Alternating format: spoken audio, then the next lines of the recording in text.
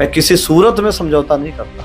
यदि भ्रष्टाचार हुआ है तो एन केन प्रकार मैं कागज निकाल के लाऊंगा और उसको अंतिम मूर्त रूप दूंगा, और करप्शन के खिलाफ जहां तक होगा मैं लड़ता हूं। पीछे जाकी रही भावना जैसी प्रभु मूरत देखी तिन तैसी। सूचना के अधिकार में व्यक्ति को जानकारी व्यक्तिगत अपनी लेनी चाहिए। जैसे मान लीजिए कोई जानकारी अपने अधिकारों का ले रहा है तो उसमें कौन किस बात का, यहाँ हर कार्यालय चाहते हैं कि मेरी पोल न खुले या मुंह से करप्शन से जुड़ी हुई चीजें हैं तो वो उसका प्रकटन नहीं होना चाहिए, ऐसा प्रयास करते हैं। तौर से हर गांवों में पंचायतों से लेकर स्टेट गवर्नमेंट ने गौशाला बनाई।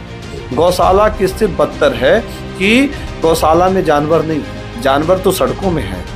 आज नेता किसान बनाता है, आज उसी किसान के लिए कोई आवाज बुलंद नहीं कर रहा है। आज ये बड़ी समस्या है। किसी जनप्रतिनिधि को उठा लीजिए, मैं नाम नहीं लेना चाहता, कोई गाय रखे हो तो बताइए, दूसरों से दूध खाते हैं, गौशाला की बात करते हैं, उसमें करप्शन करते हैं। और जो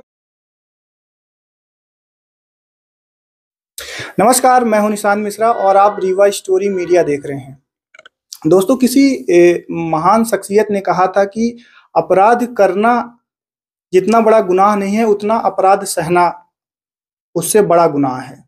चुप रहना समझदारी है, लेकिन चुप रहकर अन्याय सहना उससे बड़ा अपराध होता है।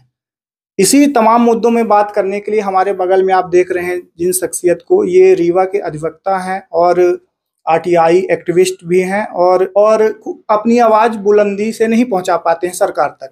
तो उन शोषित वर्गों के लिए बीके माला जी जो हमारे समक्ष बैठे हैं, मैं कुछ देर बाद रूबरू करवाऊंगा इनसे, वो उन शोषित वर्गों के लिए एक बुलंद आवाज बनते हैं और सरकार में काबिज पार्टी और लोगों से, नेताओं से आवाज बनने के प्रयास करते हैं। सर, बहुत बहुत स्वागत है आपका। धन्यवाद। सर, पहले तो थोड़ा सा मैं जो परिचय दिया हूँ वो शायद कम है, अपना एक परिचय आप बताइए हमारे दर्शकों को। देखिए, मेरा नाम बीके माला है, मैं यही रीवा जिले का मूल निवासी हूँ और एक अत्यंत सामान्य परिवार से संबंधित हूँ। मेरा परिवार किसान परिवार है और कृषि प्रधान देश में किसान की महत्ता है और उसी परिवार से मैं संबंधित हूँ। मैं पेशे से अधिवक्ता हूँ। समाज का कार्य करना हर व्यक्ति का कर्तव्य है। भारत देश का हर व्यक्ति सामाजिक कार्य करता है।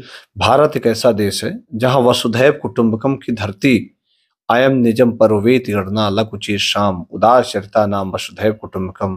भारत का हर व्यक्ति समाज सेवी है, इसलिए कि जब दूसरों के लिए समर्पित होकर काम करता है, दूसरों के लिए मनसा कर्मणा वाचा से दूसरों के प्रति भाव रखता है, सेवा भाव रखता है, तो निश्चित तौर से हर व्यक्ति समाज सेवक। जैसा कि सर आपने कहा, मैं समाज सेवी भी हूँ।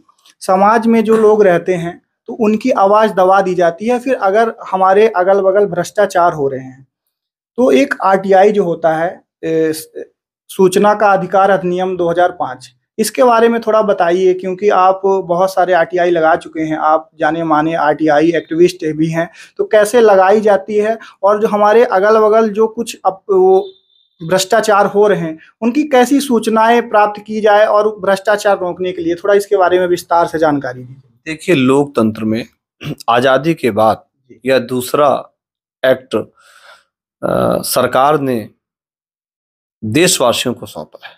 देश की आजादी के बाद यह बड़ा एक ऐसा शस्त्र जो जनता को सीधे तौर से सरकार ने बनाया है और संविधान में अमेंडमेंट करके, संशोधन करके एक संविधान के रूप में परिणित किया है।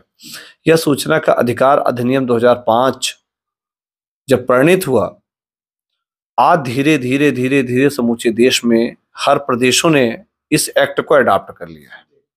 इसमें कई अमेंडमेंट, कई संशोधन हुए हैं, परंतु यह एक्ट लागू होने से जनता को सीधे तौर से अपने अधिकारों को जानने, अपने अधिकारों के प्रति समझने तथा उसके अपने अधिकारों का जो वायलेशन हो रहा था, जो शोषण हो रहा था, वह जो रिकॉर्डों के नाम पर हेराफेरी हो रही थी हर क्षेत्रों में, चाहे वो रिकॉर्ड के मामले में हो, चाहे करप्शन के मामले में हो, चाहे वो जिस क्षेत्र में हो, इस एक्ट से पारदर्शिता आई है और निश्चित तौर से अमूल चूक परिवर्तन हुआ है और जनता को सीधे तौर से का राइट्स मिला है, एक राइट मिला है। उस राइट्स के माध्यम से वो अपने अधिकारों को जानने के लिए जनता तत्पर है। और सूचना के अधिकार अधिनियम 2005 की धारा 6(1) के अंतर्गत एक प्रारूप आवेदन बनाया गया है। इसके तहत कोई भी सामान्य व्यक्ति अपने कानून का प्रयोग कर सकता है। इस एक्ट में एक ऐसा कोई प्रावधान नहीं है कि ये एक्ट में कुछ ही लोग लगा सकते हैं।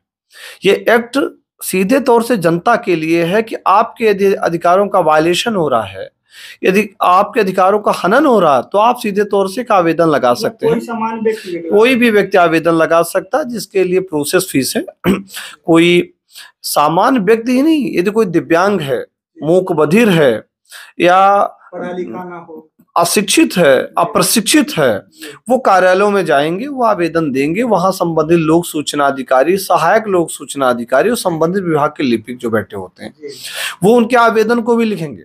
यदि कोई साक्षर व्यक्ति नहीं है, लिपिबद्ध नहीं कर सकता, टंकण नहीं कर सकता, अंकित नहीं कर सकता है, तो कार्यालय में जाएगा। यहाँ तक ये प्रावधान है कि संबंधित कार्यालय के अधिकारी वो जो बोलेंगे वो उनको लिखना पड़ेगा और लिख के वो बात बतानी पड़ेगी। जिसकी सूचना के अधिकार कार्यालय में सर भ्रष्टाचार हुआ जिस विभाग में, उसी विभाग में जाना पड़ता है क्या? निश्चित तौर से यदि जानकारी सूचना के अधिकार से संबंधित आपके विभाग से है या किसी कार्यालय से संबंधित है, उसके लिए उनको आवेदन वैधानिक रूप से देना होगा। उसकी बीपीएल में यदि कोई पात्र है, गरीबी रेखा की श्रेणी में है, तो उनको शुल्क भी माफी हो जाती है। और साथ में यदि कोई सूचना के अधिकार में जिस विभाग से संबंधित है, वो आवेदन वहां जाके लगाएगा, उसके लिए एक आवेदन बना लेगा। नहीं तो एक प्रारूप प्रक्रिया भी बनी है, अलग अलग प्रदेशों में अलग अलग तौर तरीके हैं, तो वहां पर वो आवेदन बना के वहां लगाएंगे। उसके लिए 10 रुपए का पोस्टर ऑर्डर, 10 रुपए का नॉन जुडिशियल स्टाम्प भी लगता है और कार्यालयों में रसीद भी कटती है। तो आप कार्यालय में जाके वैधानिक रूप से आप रसीद भी कटा सकते हैं, वहां पर स्टाम्प ड्यूटी लगा सकते हैं, पोस्टल ऑर्डर लगा सकते हैं। आपको कोई सूचना के अधिकार में मना नहीं कर सकता कि है, तो आप रिमाइंडर पत्र या कि अपील धारा 19(1) में, सूचना के अधिकार अधिनियम 2005 की धारा 19(1) में आप इस संदर्भ में अपील भी प्रस्तुत कर सकते हैं। साथ में यदि प्रथम अपील अधिकारी, प्रशासनिक अधिकारी उसी कार्यालय में बोर्ड अंकित होते हैं, यदि वो जानकारी आपको उपलब्ध समय सीमा पर 60 दिवस के अंदर उपलब्ध नहीं होती, तो आप उसकी अपील माननीय राज्य सूचना आयोग, हर स्टेटों में राज्य सूचना आयोग के कार्यालय बने हुए हैं, अपीली बोर्ड न्यायालय बने हुए हैं, और साथ में सेंट्रल अपील केंद्र सूचना आयोग भी बना है, ताकि हर प्रदेशों में यह नियम अडॉप्ट होने के बाद हर स्टेट गवर्नमेंटों ने यह अपील बोर्ड बनाया है। और इसमें राज्य सूचना आयोग स्वतंत्र एजेंसियां होती हैं, एक न्यायालय की तरह होती है, न्यायालय की प्रक्रिया तहत कार्रवाई होती है, और संबंधित व्यक्ति को पनिशमेंट के प्रावधान भी हैं, दंड भी दिए जाते हैं। दंड के प्रावधान कैसे हैं? उसमें अपील के, जुर्माने के हैं, तो जुर्माना होता है तो संबंधित अधिकारी के लगाए जाते हैं। सर, जैसा कि आपने कहा कि कोई सामान्य व्यक्ति भी लगा सकता है, अगर किसी सामान्य व्यक्ति ने लगा दी आरटीआई, तो उसके ऊपर क्या सरकार का या फिर प्रशासन का दबाव भी आता है? नाम उसमें अंकित करना जरूरी रहता है, अपना पहचान मतलब खुलासा करेगा कि सब पहचान दबी रहती है? नहीं, ऐसा नहीं है। सूचना के अधिकार में व्यक्ति को जानकारी व्यक्तिगत अपनी लेनी चाहिए। जैसे मान लीजिए कोई जानकारी अपने अधिकारों का ले रहा है, तो उसमें कौन किस बात का दबाव है? अपने राइट्स का यदि हनन हो रहा है तो राइट्स के लिए ले रहा है, तो उसमें किस बात का दबाव है? तो निश्चित तौर से उस आवेदन में नाम, पता, मोबाइल नंबर, ईमेल आईडी अंकित करनी होती है। जो भी उसके पास साधन है, पत्राचार के साधन है, लिखना होता है। और यदि दबाव, जब आपने कहा दबाव, तो दबाव निश्चित तौर से यदि करप्शन के बड़े विषय आते हैं, तो निश्चित तौर से हर एजेंसियां, हर कार्यालय चाहते हैं कि मेरी पोल न खुले या मुंह से करप्शन से जुड़ी हुई चीजें हैं तो वो उसका प्रकटन नहीं होना चाहिए, ऐसा प्रयास करते हैं। बहरहाल ये आम चीजें हो चुकी हैं, इसलिए कि सूचना का अधिकार एक बड़ा शस्त्र है जनता के पास। अब ये बहुतायत में जनता जागरूक हो चुकी है, लोग, जनता अवेयर है, और ये हर एक आम आदमी जानता है कि सूचना का अधिकार लगाना चाहिए, कैसे लगाना चाहिए। इसलिए दबाव की राजनीति और दबाव जैसे शब्दों का प्रयोग अब कम हो रहे हैं। सर, जैसा कि आपने बताया कि आपका भी यही रीवा जिले में ही गांव है, आप गांव कितने दिन से नहीं गए? इसमें एक प्रश्न ही है मेरा। देखिए, मैं गांव में ही मूल निवासी हूँ, गांव में ही रहते हैं, और महज मेरा यहाँ से 6-8 किलोमीटर गांव है जहाँ मैं बैठा हूँ, तो मैं वहाँ का मूल निवासी हूँ, वहाँ से अप डाउन करता हूँ, आता जाता हूँ। सर, अभी मैं कल परसों ही गाँव से आया हूँ। 12 से 3 बजे तक गाँव के लोग सोते नहीं हैं पूरी रात। यहाँ जो आवारा मवेशी हैं वो गांव की एक बड़ी समस्या बनते जा रहे हैं।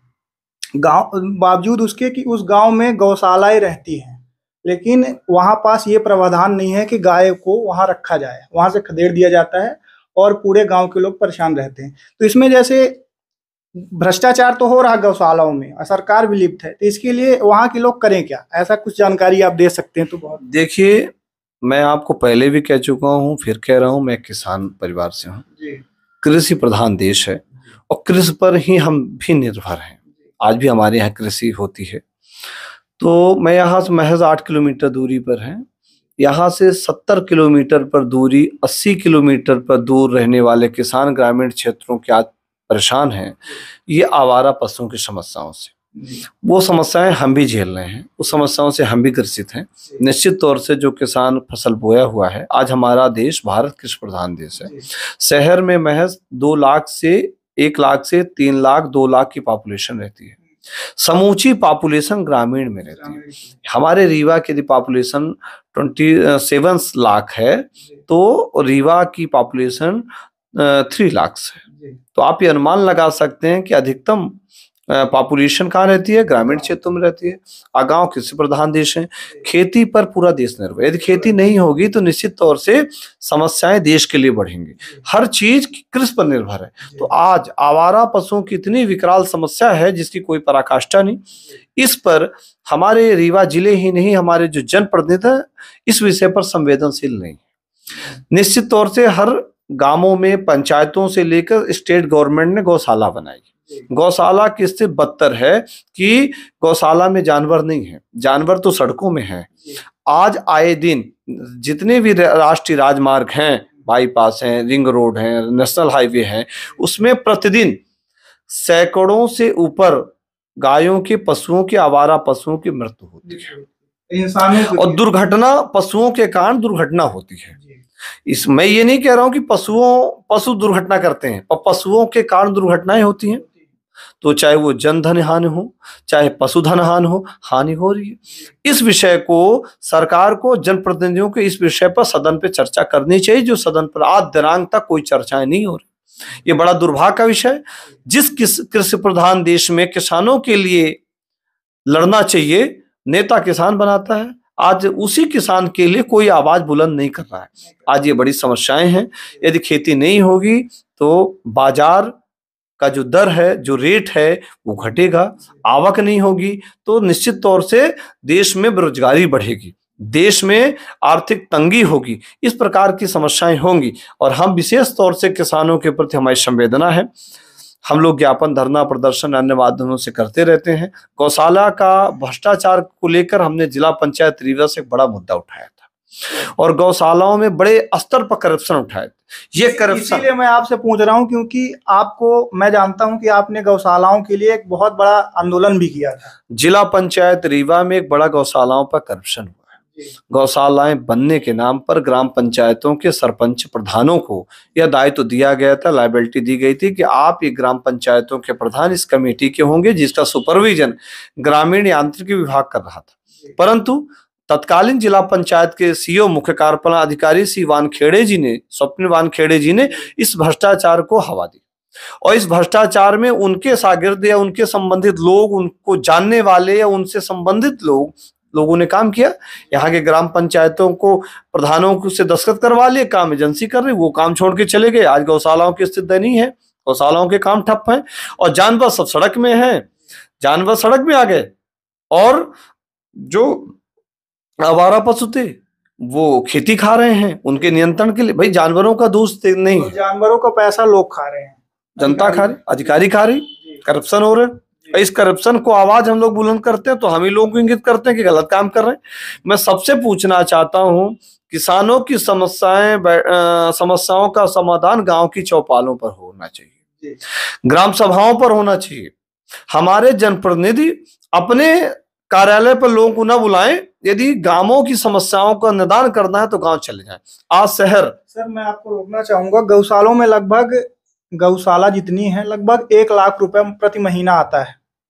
वो 1 लाख जाता कहाँ है, मैं ये आपसे पूछना चाहता हूँ। देखिए, ग्राम पंचायतों में व्यापक स्तर पर गौशालाओं के नाम पर, पशुओं के नाम पर, भूसा के नाम पर भ्रष्टाचार हो रहा जितना भ्रष्टाचार गायों पर हो रहा, जितना भ्रष्टाचार शिक्षा पर हो रहा, जितना भ्रष्टाचार मेडिकल पर हो रहा, उतना भ्रष्टाचार देश में कहीं नहीं हो रहा है।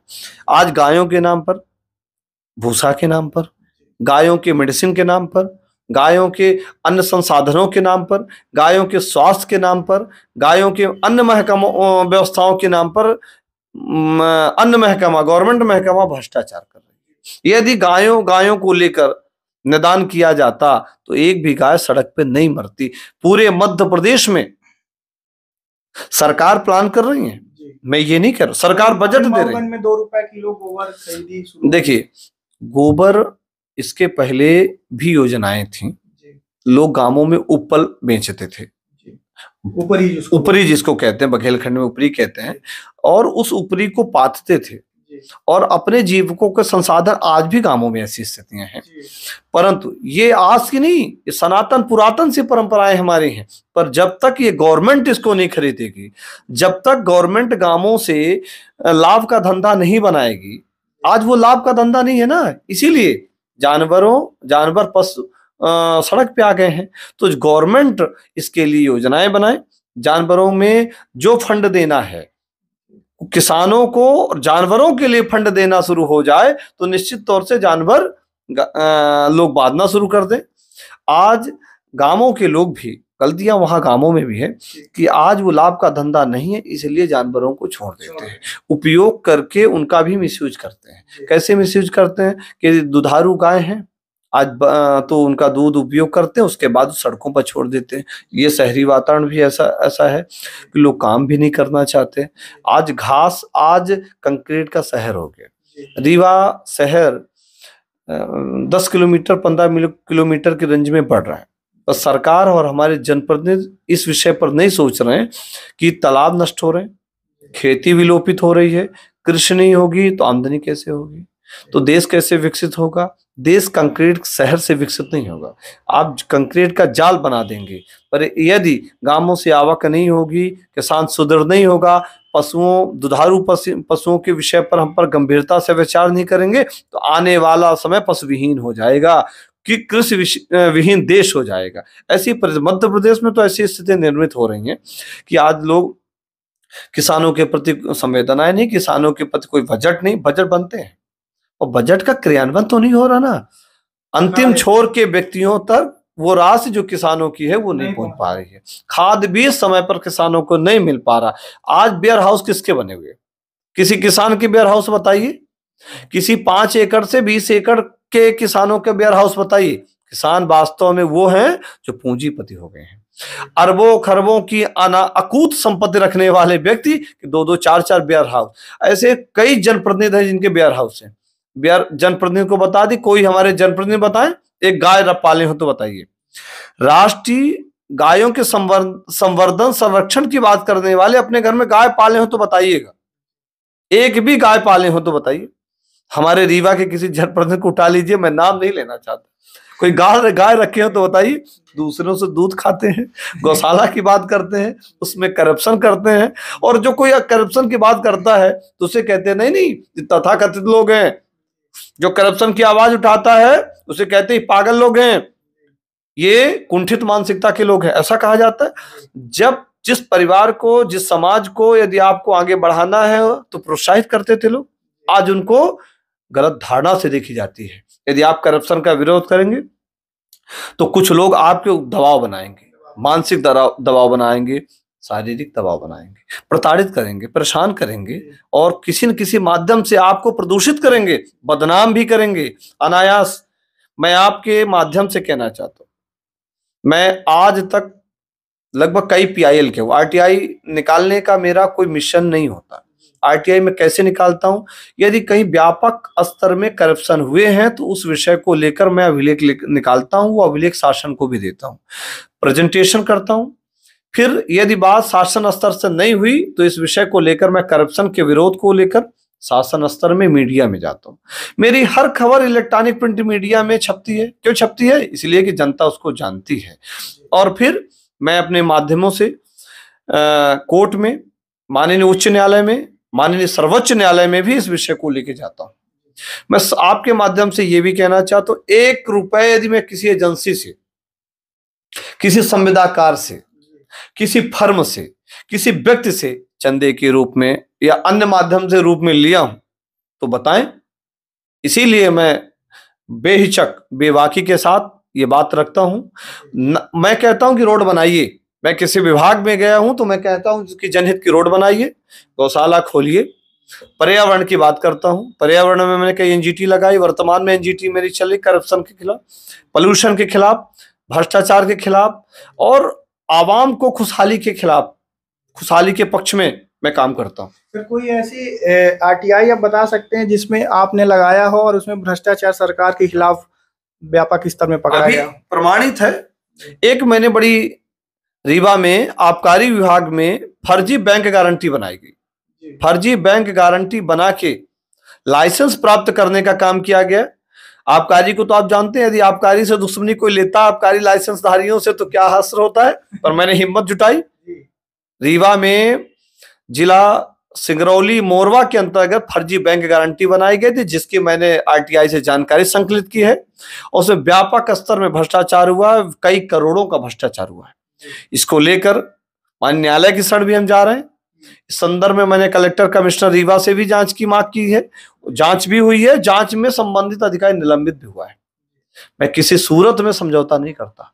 यदि भ्रष्टाचार हुआ है तो एन केन प्रकार मैं कागज निकाल के लाऊंगा और उसको अंतिम मूर्त रूप दूंगा और करप्शन के खिलाफ जहां तक होगा मैं लड़ता हूं, पीछे नहीं हटता। सर, जैसा कि आप हर जगह तो हर क्षेत्र पहुंच नहीं पाते हैं, जहां आपको समझ में आता है वहां लगाते हैं आप आरटीआई और समाज के लिए काम करते हैं। मैं उन लोगों के लिए आपके माध्यम से जानकारी देने चाहता हूं। जैसे अभी मैं गांव की हाल ही में आपने गायों का मुद्दा उठाया, इतना आंदोलन व्यापक स्तर पे उठाया, लेकिन आप क्षेत्र में हर क्षेत्र में जाके तो ये उठा नहीं सकते हैं। तो आप उन लोगों को थोड़ा विस्तार से शॉर्ट में प्रोसेस बता दीजिए। जैसे गाय का मुद्दा ही ले लिया जाए और आपके क्षेत्र में अगर गौशाला है, वहां आप भ्रमण कर रहे हैं, वहां अच्छे से कार्य नहीं हो रहा, पैसा गमन कर रहा है कोई वहां का संचालक, तो कैसे एक प्रोसेस रहती है, शॉर्ट फॉर्म में थोड़ा सा समझा दीजिए। देखिए, बड़ी सरल और सहज तरीके से इस बात को मैं बताना चाहता हूँ कि एक ग्राम पंचायत है। उस ग्राम पंचायत में कितने घर हैं, कितने रहवासी हैं, उन्होंने गायों को पाला है। तो गौशाला में एक रजिस्ट्रेशन होता है कि ये गायें हैं।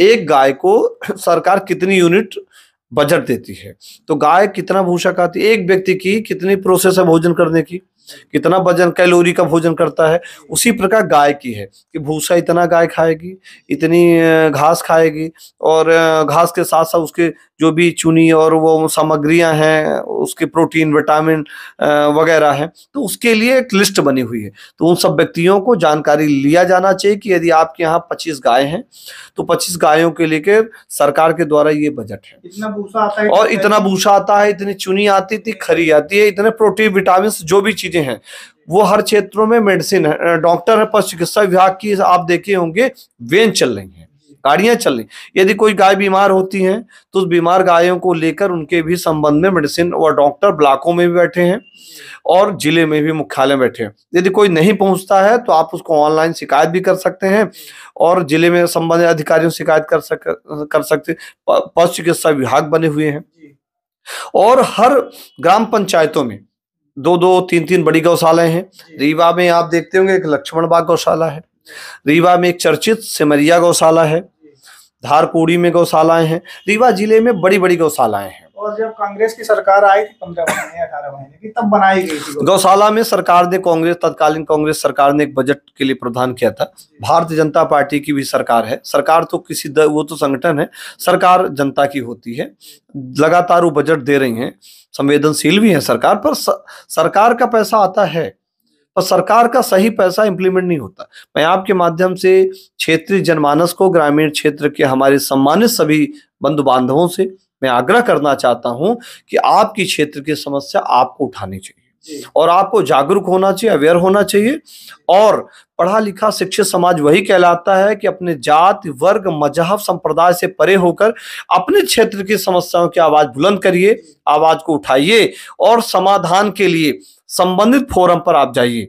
यदि आप नहीं करेंगे अपने क्षेत्र की समस्या, चाहे वो सड़क का विषय हो, चाहे वो पानी का विषय हो, चाहे वो गायों की गौशाला का विषय हो, चाहे वो तालाबों पर्यावरण के संरक्षण संवर्धन की बात हो, यदि आप नहीं उठाएंगे, आपके ग्राम पंचायतों में बजट आता है वो गायब हो जाता है, रोडें नहीं बनती। आज ग्राम पंचायतों में रोड नहीं है, सुदूर क्षेत्रों में इसकी शिकायत जनपद स्तर से नहीं होती तो कलेक्टर स्तर से। सर वो जानकारी के अभाव के कारण लोग कर नहीं पाते। देखिए आज हमारा देश आगे बढ़ रहा है, हमारे रीवा जिले ही नहीं मध्य प्रदेश से बड़े IAS IPS में निकल रहे हैं, लड़के मेडिकल और तकनीकी क्षेत्रों में आगे हो रहे हैं।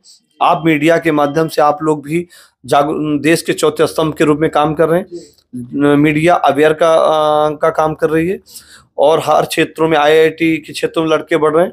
तो मेरा ये मानना है कि वो लड़के, वो समाज के लोग मुखरित होकर आवाज बुलंद करें। समाज सेवा का ये नहीं कि हम ही समाज सेवा कर सकते हैं, समाज के प्रति कभी भी किसी समय सेवा की जा सकती। विधायक बन के ही समाज सेवा करेंगे, जनपद अध्यक्ष बन के सेवा करेंगे या चुनाव जीत के सेवा करेंगे, इससे ये सिद्ध नहीं होता कि अच्छा जनप्रतिनिधि वो है जो चुनाव जीतता है। ऐसा नहीं है। समाज के अंतिम छोर के व्यक्तियों की सेवा करना, चाहे किसी क्षेत्र में, चाहे वो पर्यावरण के क्षेत्र में हो, चाहे गायों के संवर्धन संरक्षण या स्वास्थ्य के संदर्भ में हो, किसी भी क्षेत्र में हो, सेवा की जा सकती है। सेवा के लिए कोई तमके, कोई पद की जरूरत नहीं होती, समय की जरूरत नहीं होती, भावनाओं की, दृढ़ इच्छा शक्ति की जरूरत होती है। दृढ़ इच्छा शक्ति के माध्यम से आप अपने क्षेत्र को स्वर्ग बना सकते हैं। राम राज्य की परिकल्पना तब चरितार्थ होगी जब हर व्यक्ति सुधरेगा, हर व्यक्ति समाज में नैतिकता आएगी, उसके अंदर चारित्रिक भावनाएं आएंगी, समाज के लिए काम करेगा, हर भाई को भरत मानेगा, हर भाई को लक्ष्मण मानेगा, हर बहन सीता का रूप लेगी और हर परिवार में माता कौशल्या की तरह माताएं होंगी, तभी देश राम राज्य स्थापित होगा। मेरा आपसे के माध्यम से कहना है कि वसुधैव कुटुंबकम की धरती है, ये राजा रामचंद्र की धरती है और ये वसुधैव की सोच रखने वाले हर व्यक्तियों को राजा रामचंद्र के विचारों को पढ़ना होगा, रामायण जैसे महाकाव्यों का अनुसरण करना होगा और गायों को माता मानना होगा, पशुओं को जीव की तरह देखना होगा कि 84 कोटि के जो जीव हैं, इन जीवों को जीव मानना होगा, जीवों से प्रेम करना होगा और जीवों के प्रति अच्छी भावनाएं रखनी होंगी। ऐसी भावनाओं से व्यक्ति को काम करना होगा और समाज के लिए काम करना होगा, उतरना होगा। जैसे नदियां तरवर फल नहीं खाते हैं, सरवर पिए न पान, ऐसे व्यक्ति को, मनुष्य को काम करना होगा, नेचर प्रकृति के साथ मिलकर काम करना होगा, तभी हमारा देश बढ़ेगा और हम सब बढ़ेंगे। इसके लिए समाज सेवा के लिए कोई टाइम की जरूरत नहीं है, भावनाओं की जरूरत है। समाज सेवा कोई वो पदवी नहीं है, समाज सेवा एक विचार है, एक भावनाएं हैं।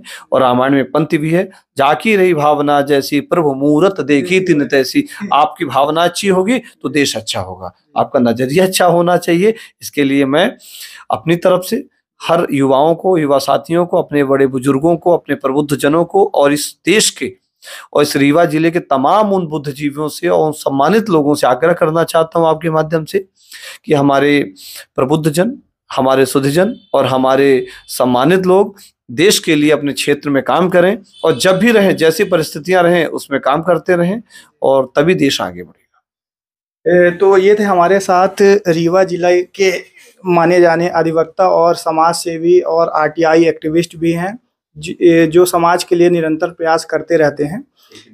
इनके विचार हम अपने चैनल के माध्यम से आप लोग को सुनाए और दिखाए, इनके क्या विचार हैं समाज के प्रति। अगर सर अलाउ करेंगे तो मैं सर का नंबर भी डिस्प्ले कर दूंगा कि अगर किसी भी रीवा जिले के किसी भी लोगों को, क्षेत्र के लोगों को अगर कहीं भी किसी प्रकार की समस्या आती है, जानकारी के अभाव से वो सरकार के प्रति प्रश्न नहीं पूछ पाते हैं सरकार के खिलाफ, तो सर से कांटेक्ट कर सकते हैं। और उम्मीद करता हूं कि ये वीडियो आपके लिए हेल्पफुल होगा। इस वीडियो में फिलहाल इतना ही, हम फिर मिलेंगे, तब तक करिए आप हमारा इंतजार। धन्यवाद।